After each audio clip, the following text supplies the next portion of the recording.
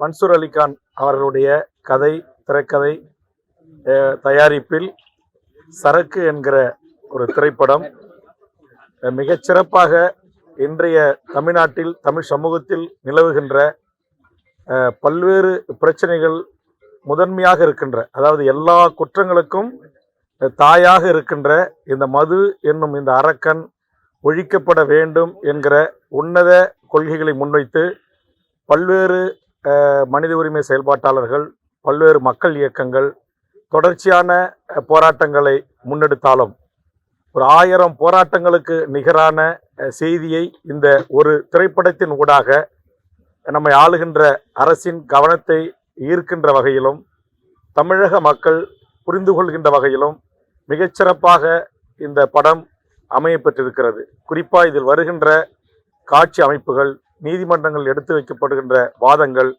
இன்றைய மதுவினால் இந்த தமிழகம் எவ்வாறு சீரழிந்து மனித சமூகம் சாக்கடையில் கிடக்கிறார்கள் என்பதை யதார்த்தமாகவே ஒப்பனை இல்லாமல் நேரடியாக மதுபான கடைகள் முன் நம்முடைய மனித சமூகம் குடித்துவிட்டு வாய்க்களில் ஈ மிக்கின்ற காட்சிகள் எல்லாம் யதார்த்தமாக தமிழ்நாட்டில் இருப்பதை அப்படியே உண்மையாக படம் பிடித்து காட்டப்பட்டிருக்கிறது.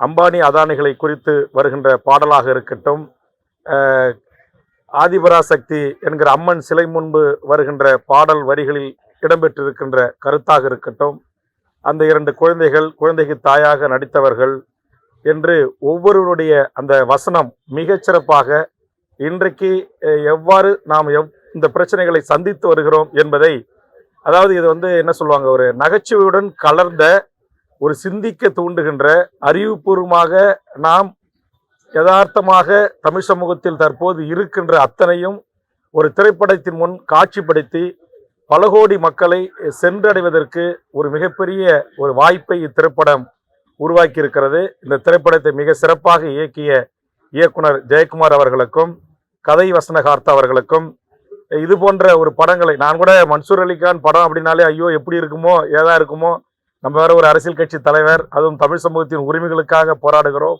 பூரண மதுவிலக்கை கொள்கையை முன்வைத்து போராடுகிறோம், இதில் வேறு விதமான ஏதாவது இருக்குமோ அப்படின்ற பயந்து கொண்டே தான் அமர்ந்தேன்.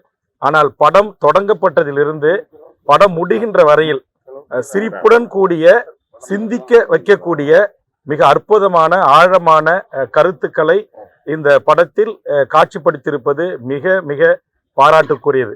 நாங்கள் 1000 போராட்டங்களின் ஊடாக ஆளுகின்ற அரசுக்கும் அதிகார வர்க்கத்திற்கும் சொல்ல வேண்டிய செய்தியை தன்னுடைய வசனத்தின் மூலமாக, தங்களின் பாடல்கள் மூலமாக, இந்த கதையின் நகர்வின் மூலமாக அற்புதமாக கொண்டு மக்களிடத்தில் சேர்ப்பதற்கான ஒரு முயற்சியில் இந்த குழு ஈடுபட்டிருக்கிறது.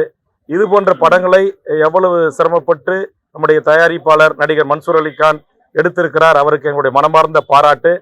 இந்த படத்தில் வசனங்கள், காட்சி அமைப்புக்கு ஏற்றவாறு வசனங்களை அமைத்த வசனகார்த்தா அவர்களுக்கும் இயக்குனர் அவர்களுக்கும், அதில் நடித்த அத்துணை கலைஞர்களும், அந்த 2 குழந்தை செல்வங்களிலிருந்து, தாயிலிருந்து, வழக்கறிஞர்களிலிருந்து, காவல்துறையிலிருந்து, நீதியரசர்களிலிருந்து அனைவருடைய கதாபாத்திரங்களும் இன்றைக்கு நம் கண்முன்னே காட்டப்படுகிறது.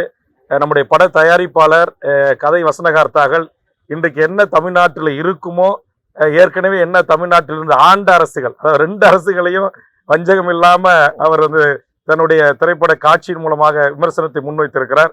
கடைசியில ஒரு டயலாக் சொல்றாரு பாருங்க, இது மாதிரி ஆன்லைன்ல அமேசான்ல இடம்பெற்ற பிறகு ஆன்லைன் அமேசான, ஏன்னா இப்ப ஆன்லைன் சூதாட்டத்தை நாங்க தமிழக சட்டமன்றத்தில் சட்டம் இயற்றி தடுத்தோம். ஆனா உயர்நீதிமன்றம் என்ன சொல்லிச்சு, இது மத்திய அரசுக்கு உட்பட்டது என்று அனுமதிச்சுட்டாங்க. அதனால இப்ப அமேசான் மூலியமா சரக்கு வைக்கிறதுக்கு அனுமதிச்சிருக்காங்க செய்தியை கேட்ட உடனே நச்சுன்னு ஒரு கருத்தை சொல்றாரு, இனி நீ மத்திய அரசு ஒன்றிய அரசு ஏற்று போராட வேண்டியதா அப்படின்னு சொல்றாரு.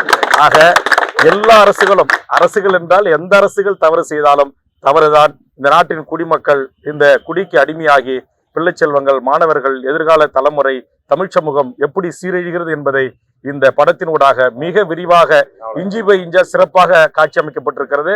அதற்காக பட தயாரிப்பாளருக்கும் இயக்குனருக்கும் இந்த படத்தில் நடித்த அத்துணை கலைஞர்களுக்கும் நமது தமிழக வாழ்வுரிமை கட்சியின் சார்பாக, பூரண மதுவிலக்காக தொடர்ச்சி போராட்ட களத்தில் இருக்க இயக்கத்தின் சார்பாக மனமார்ந்த பாராட்டுகளையும் வாழ்த்துக்களையும் தெரிவித்துக் கொள்கிறேன். நன்றி.